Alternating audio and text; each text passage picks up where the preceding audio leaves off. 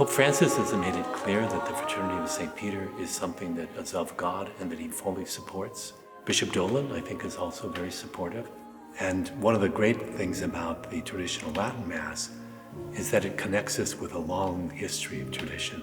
What a blessing to us, because they bring that tradition to us, especially when we just are trying to do this for the greater glory of God.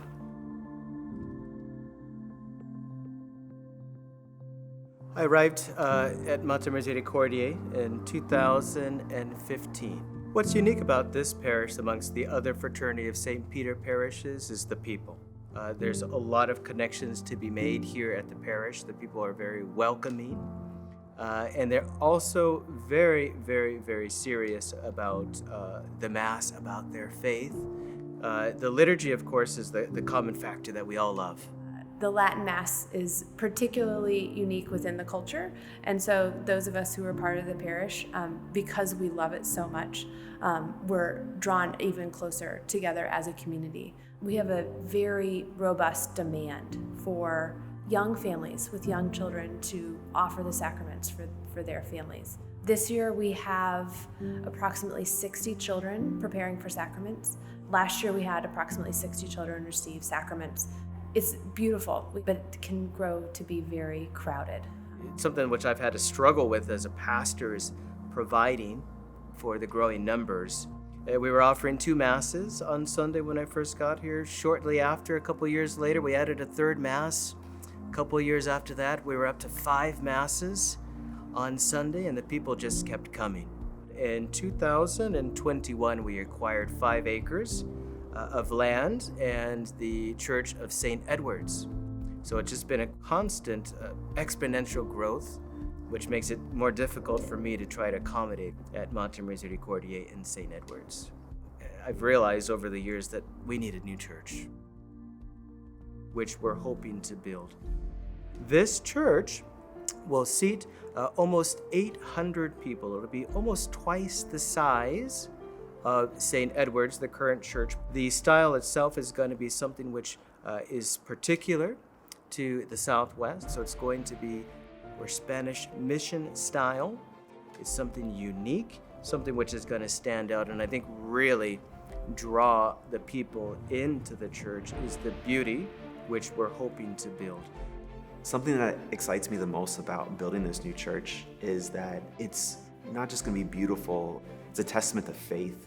And the beauty itself, for me, has attracted me more so to the mystery of what our faith is and who we're called to be. We're called to be saints.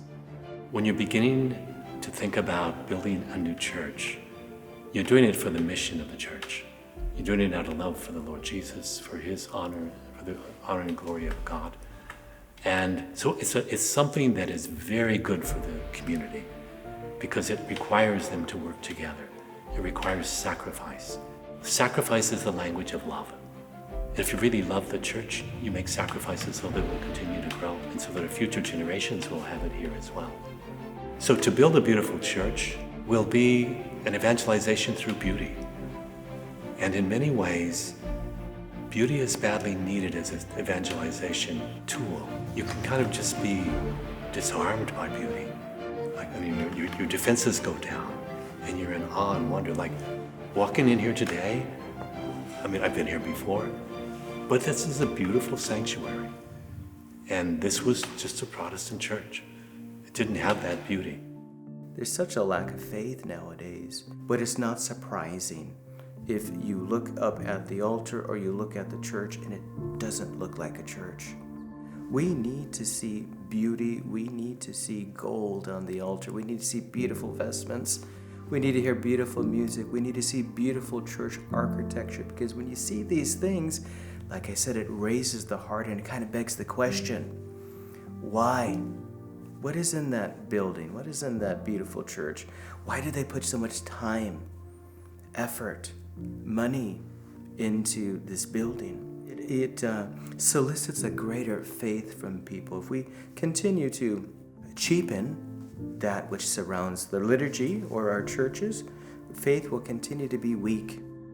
Bishop Dolan has been the bishop of the Diocese of Phoenix here for, I believe, close to 2 years now. Shortly after he arrived, I had my first meeting with him, and I got to explain some of the difficulties that we're having with the community, with the Latin Mass, and he said right away, "You have my support," and he wrote me a letter. He expresses his great joy and his encouragement towards us to continue in our building project. Looks like there's plenty of room to build a new church, thanks be to God. And the people especially that have had an association with that church over the years, it'll mean a lot to them to see that little parish be a much bigger one, giving glory and honor to God.